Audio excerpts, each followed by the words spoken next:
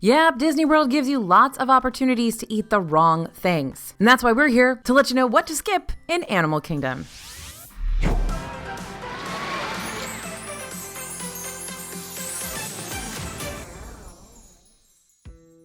Hey everybody, it's AJ for Disney Food Blog. When it comes to eating, Disney's Animal Kingdom has dozens of awesome options. There are some hidden gems which can sometimes be overshadowed by other seemingly appealing choices, but I'm going to tell you why you might want to skip them and try some other things instead. Today, I'm sharing some of the worst things to eat in Animal Kingdom, so let's get started. We're going to start with the Rainforest Cafe. When it comes to Rainforest Cafe, I almost get it. You're in Animal Kingdom, so it might seem fitting to have a meal in a restaurant surrounded by animals, albeit fake animals. But this restaurant is definitely not for everyone. Not only is the food at Rainforest Cafe pretty overpriced and mediocre at best, but it also isn't unique to Disney World. There are even 2 locations in Disney World alone, Animal Kingdom and Disney Springs. And right now there are more than a dozen Rainforest Cafe locations across the United States, so you're probably better off saving that trip for your next stop at the mall. The menu is pretty basic and the food isn't particularly outstanding. Think spinach and artichoke dip, quesadillas, chicken strips, pasta. Plus, Rainforest Cafe might be a mixed experience for kids. Some might love being surrounded by the animatronics, while others will get scared and hate the thunderstorm sequence, which is filled with loud sounds. Of course, you know your kid and whether or not this will be an issue for them, because, hey, maybe they will love this. So if you decide to forego your trip to Rainforest Cafe to avoid the theatrics or just to have a better meal somewhere else, then here are some alternatives. If you're looking for a meal with better food and don't want to give up the fun elements of Rainforest Cafe, then try Tusker House. Tusker House can be found in the Africa section of Animal Kingdom near the Harambe Theater and across from Tamu Tamu Refreshments. Tusker is a character dining restaurant, which is where the fun comes in. You'll be able to see characters like Donald, Goofy, and Mickey dressed up in their safari gear. And keep in mind that character dining is still currently modified, so characters won't individually come to your tables. You won't be able to greet them with a hug, but you will be able to see them and take pictures with them. Now, recently, we experienced a new character dining policy. While chowing down at Tusker House, we were allowed to actually get up from our table and take a distanced photo with the characters as they made their way around the room. In our experience, the character attendant offered to take our photo with our own phone, which wasn't allowed for quite some time due to health and safety precautions. So no, even though there won't be any hugs with Mickey, we're one step closer, and it's still a really, really fun meal, and the menu is delicious. Tusker House offers a family-style menu for breakfast, lunch, and dinner. It incorporates African-inspired dishes like Moroccan spiced beef and green curry shrimp, along with basic kid-friendly staples like macaroni and cheese and roasted potatoes. By the way, the mac and cheese here is really, really good. Oh, and I can't forget to mention the bottomless bread service or the Simba waffles. Overall, Tusker House is a great option for a kid-friendly and delicious meal that feels like Disney, and that you're not going to see replicated anywhere else. Like most character meals in Disney World, it is pretty pricey at $42 per adult and $27 per child for breakfast, $55 and $36 for lunch and dinner. However, this meal is all you can eat and you're getting quite the spread for this price compared to your $25 single entree at Rainforest Cafe. Another good alternative to Rainforest Cafe is Yak and Yeti, which is a table service restaurant found in the Asia section of Animal Kingdom. The menu at Yak and Yeti offers more adventurous eats like Korean beef, Malaysian seafood curry, and ahi tuna nachos, to name a few, but there's still a lot of items on the menu that cater to everyone, like chicken lo mein, a Kobe beef burger, which is great by the way, and teriyaki chicken. The weirdest part of this is that Yak and Yeti is run by the same company that runs Rainforest Cafe, but Yak and Yeti is so much better. I don't understand why, I'm just letting you know about it. And Yak and Yeti is stunning. It's filled to the brim with ornate Asian-inspired decor. So yeah, if you're trading in the animatronic gorillas and the animal leg bar stools for intricately carved golden statues and extravagant chandeliers, which maybe isn't the worst thing, then this is a good choice. Now, the prices at Yak and Yeti are generally pretty comparable to those at Rainforest Cafe, if not a little bit cheaper. But the quality of the food at Yak and Yeti is much better. Again, can't explain it. So if your plans to go to Rainforest revolve around wanting to use your Landry's club discount or perks, those are also available to use at Yak and Yeti as well. They're both owned by Landry's. Okay, next thing you don't want to eat in Animal Kingdom, gas station snacks. Yep, in every Disney World park and hotel, you can find prepackaged snacks that we can find at basically every gas station and supermarket back home. Chips, candy bars, fruit, and the like. At Harambe Fruit Market in Animal Kingdom's Africa, you can find all these options for prices much higher than we would normally pay at home. If you're looking to grab a quick snack before hopping in line for Kilimanjaro safaris, this might seem like a convenient spot to do so. There's nothing wrong with a quick snack, but if you're going for something you can literally get at home, then I recommend bringing it from home instead. You'll pay a lot less. And you can bring food into the Disney parks. And for something like a bag of Lay's chips, you can find that at the grocery store for much cheaper than inside Animal Kingdom. If lugging around snacks isn't your thing, that's also fine, but I still don't think you should be shelling out hard-earned cash for a lackluster snack. Harambe Fruit Market sells grilled corn on the cob with or without African spices, which makes for a healthy and unique theme park snack for just over $5. All right, next on our list of the worst things to eat in Animal Kingdom, we're going to pick on Pizzafari. Disney World's puffy pizzas give a bad name to theme park pizza everywhere. Like Pizza Rizzo in Disney's Hollywood Studios, Pizzafari is a quick service restaurant stacked with overly doughy pizzas with minimal toppings. They've also got salads and other basic Italian staples, like sometimes a chicken parm sandwich. During our most recent trip to Pizzafari, we were honestly surprised by how much we liked the chicken parm sandwich. So overall, Pizzafari isn't necessarily bad, and they've had a great shrimp flatbread there before, but I would say that puffy pizza at its price tag is not the best choice in Animal Kingdom. Now, if you're traveling with a picky eater, I see the allure of Pizzafari. Absolutely. Pizza appeals to most kids, leaving you with less hassle to deal with when trying to find an easy meal in a pinch and trying to soothe a fussy kid. But here are a few other options for you. Make the trip over to Dinoland USA, stop by Restaurantosaurus. It has basic crowd pleasers on the menu like burgers, fries, chicken nuggets, and hot dogs. Historically, the food at Restaurantosaurus scores a little higher than that from Pizzafari, and it has more variety on the menu. The plus side of Pizzafari is the bright and colorful murals that cover its walls, but the interior decor of Restaurantosaurus might be doing it even better. There are hundreds of little details in the design of Restaurantosaurus, designed by paleontologists who have left their props, memorabilia, and equipment throughout the joint. Look closely and you might even find some hidden jokes throughout the decor from those paleontology students. The prices of both restaurants are comparable and both accept mobile order. Another quick service alternative to Pizzafari is Satu'li Canteen, located in Pandora. There's definitely much more variety on this menu, where you can basically build your own bowl with different options of rice, noodles, and salad mixed with different proteins and sauce. Sound too complex for your little ones? An absolute Disney World must-get snack actually lives on the kids' menu at Satu'li Canteen, the infamous cheeseburger pods. Everything that belongs on a cheeseburger, meat, cheese, ketchup, mustard, pickles, is stuffed into a fluffy bao bun, making this an absolutely unbeatable combo. Unlike the menus at both Pizzafari and Restaurantosaurus, the options at this restaurant are unique to what you can typically find inside a theme park. You're never going to find another place like Satu'li Canteen, so if you get a chance to go, we recommend it.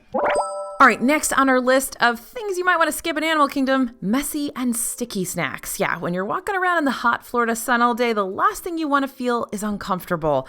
And unfortunately, sometimes some of Disney's snacks can create an added layer of discomfort by being overly sticky and kind of messy. One example of this in Animal Kingdom is the Raya and the Last Dragon themed dessert, the Mighty Mist soft serve cone from Anandapur ice cream truck in Asia that debuted last year. This really delivers on looks. It's a strawberry and vanilla swirled ice cream cone dipped in white chocolate dyed bright blue and coated in sparkling sugar. Now, Disney's no stranger to introducing treats like this one, and the bright eye-catching colors definitely appeal to kids, so get those wipes ready. Honestly, us adults can be pretty prone to making messes too, so really just make sure you have wet wipes on hand if encountering a treat like this one. The biggest problem here is the cone. That blue dye, coupled with the melting white chocolate, gets really all over the place. So here's a general tip for any ice cream treat in Florida. Always ask for a cup to catch any melty ice cream and avoid having to hold the cone. But yep, bring your wet wipes. Another messy option here is one of Animal Kingdom's 50th anniversary desserts, the 50th anniversary celebration milkshake, which is an over-the-top vanilla milkshake with strawberry syrup, a buttercream rim, whipped cream, a sugar cookie, all topped off with fruity pebbles. When Disney stacks endless goodies on top of the milkshake or coats the rim of your cup with icing, sprinkles, candy, and everything in between, you can bet your bottom dollar that stuff isn't surviving a very long time under the Florida sun. If you're in the mood for another very sweet treat that still delivers but isn't quite as messy, the 50th anniversary ice cream sandwich from Prepackaged Snacks is one of our favorite desserts in Disney World. We're always impressed by this longtime resident snack. It switches out for seasonal flavors, but it's always good. Right now, it's vanilla ice cream sandwiched between two house-made double chocolate chip cookies, and of course, it has some 50th anniversary iridescent decor. Okay, next on our list to skip in Animal Kingdom, prepackaged snacks from Pandora, or honestly, anywhere. Disney tries hard to create snacks that really embody the land they come from, making a guest experience as immersive as possible. And when it comes to snacks from Pandora, the world of Avatar, that rule certainly applies. At Wynn Traders, the shop in Pandora, you can find everything from shoulder banshees to light-up wings, and on top of all that, you can find candies themed around the land as well. Among these are the Celia fruit gummies and the dried helicoradian gummies. Feeling lost? Yeah, we were too. These prepackaged snacks are pretty lackluster, like rock candy, sour gummies, and stale Rice Krispie treats. Virtually, they look pretty cool, like skewered shrimp-adjacent gummies and Pandoran tree spores, but their taste isn't the best compared to other sweets in the park, and they're kind of pricey for something that really doesn't taste fresh. For your Disney candy needs, stop by Zuri's Sweet Shop in Africa to see what fresh treats with an Animal Kingdom twist they're churning out. Next on our list is skip in Animal Kingdom plain French fries. Now, a classic bit of DFB advice, skip out on the boring snacks that you can find anywhere. Within this category falls plain French fries, and luckily Animal Kingdom is home to some really unique fries that you can have instead. At Mr. Kamal's in Asia, you can find Mr. Kamal's seasoned fries. What's different about these? Well, they're crispy and heavily coated with a salty, spicy seasoning, plus they come with curried honey mustard and Korean chili ketchup to step up your dipping game. Prior to Disney World's 2020 closure, there were a few more dipping options, but we're still happy to have some choices beyond just regular ketchup. Another still potato-y alternative to regular French fries are the buffalo chicken chips from Trilobites in Dino Land. Atop a bed of crispy seasoned house-made chips are pulled buffalo chicken, celery, tomatoes, blue cheese dressing, and more. This is a pretty rare snack compared to other options, and it's pretty tasty too.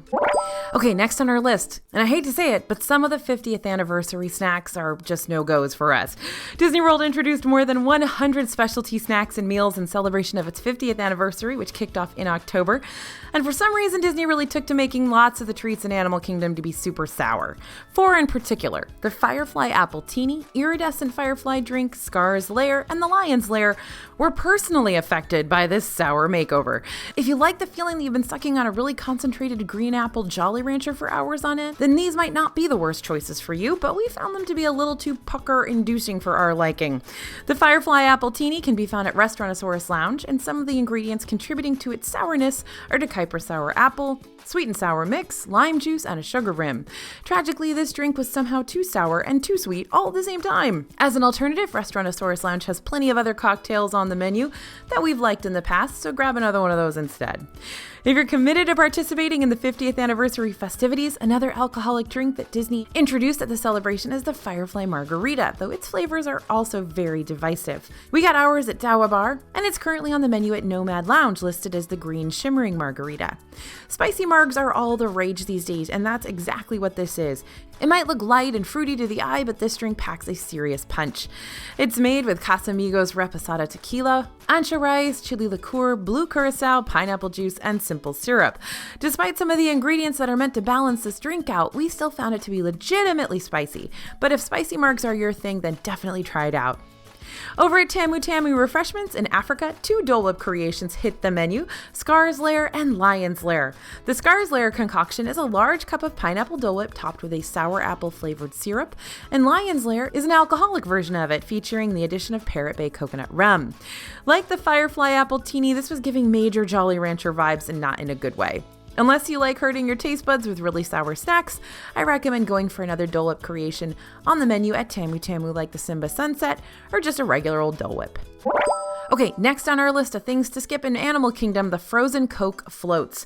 Sometimes we associate a nice frozen drink like a slushie or a colada with being on vacation. This is all fair and good, but I don't really know if your vacation drink should be the same as something you can order from your local 7-Eleven. At spots like Drinkwalla and Isle of Java in Animal Kingdom, you can find frozen Coca-Cola. Yeah, this can be upped with Captain Morgan's spiced rum or Jack Daniel's Tennessee whiskey, which definitely gives it some vacation points. But there are better options in the park to satisfy your frozen drink needs, we think. Stop by Warung Outpost, also in Asia, where you can order the Shangri-La Berry Freeze, a family-friendly, refreshing frozen strawberry drink. If you're looking for an adult beverage, don't worry, you can also grab a margarita here. And a fan favorite frozen drink in Animal Kingdom can be found at Pongu Pongu in Pandora. It's called the Night Blossom. The Night Blossom is one of the most picture-perfect snacks in the park, made up of layers of bright pink and green, and it includes the unique flavors of apple and desert pear limeade, and it's topped with passion fruit boba balls, adding in some fun texture. By the way, the apple in this one, not nearly as sour. And remember, you can always add some rum to the Night Blossom to turn it into an alcoholic adults-only drink. Also, consider checking out the park's Joffrey's locations to see what specialty drinks they might be offering. That's where you can find coffee, tea, pastries, and other small snacks, as well as some great frozen drinks. Okay, ready to find out what else you can skip in Animal Kingdom? Basic breakfast options. Animal Kingdom is typically the park to open the earliest, so if you're heading there at the crack of dawn to be the first in line for some of its big ticket attractions, you're probably skipping out on breakfast at your hotel and waiting until later in the day once you're in the park. Well, there are a lot of quick and convenient breakfast items you can find in Animal Kingdom that you can grab in a pinch as you're trekking from ride to ride. Unfortunately, among these options, there are some saddies that I'm going to help you steer clear of. I understand not everyone has the time or budget to have a sit-down meal in the park, but you can still find some stellar breakfast options without having to shell out $50 for one meal. I know you love your Starbucks, but that is not your breakfast food stop. Really craving that spinach, feta, and egg white wrap you get from Starbucks all the time? That's fine, but it can wait till your next Target run when you get home. If you're at Creature Comforts, the park's Starbucks location, to get your morning caffeine fix, you can also grab the Colossal Mickey Cinnamon Roll for some early morning sustenance that is delicious, Mickey-shaped, and shareable all in one. Joffrey's is a good stop for easy breakfast items, but some are on the lackluster side. The birthday blueberry muffin was introduced as part of the 50th anniversary celebrations, but it's a bit of a bore. This can be said about a few different bakery options from Joffrey's. If you're intrigued by staying away from the standard breakfast options, try out the Tiger Tail Chocolate Twist, a yummy and fun-themed pastry. Some other good spots for grabbing a more unique breakfast in Animal Kingdom are Kusafiri Coffee Shop and Bakery in Africa and Yak and Yeti local food cafes in Asia. Kusafiri also has a colossal cinnamon roll and some other less common pastries like a pistachio honey croissant. On the menu at Yak and Yeti local food cafes, you can find a breakfast bowl with scrambled eggs, cheese, breakfast potatoes, peppers and onions, and you can add sausage or bacon if you like to start your day with a bit of extra protein. There are also kids options like a pancake and sausage stick, which is just plain fun, simple, and tasty. So there you have it. Have you ever fallen victim to any of these options in Animal Kingdom? Are any of these actually your favorites? Let us know what you think in the comments. Thanks for listening, everyone, and thanks for watching. As always, this is AJ for Disney Food Blog, and we'll see you real soon.